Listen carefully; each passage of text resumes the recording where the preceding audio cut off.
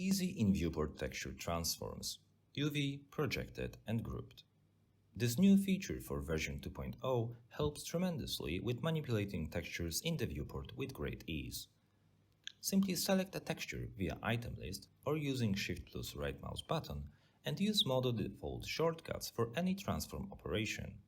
W for move, R for scale, or E for rotation.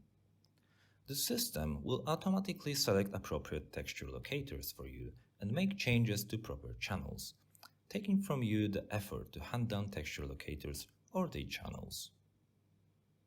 Great thing about this feature is that it works in similar way also for UV map textures and is also super useful for placing decals or setting tiling of a pattern.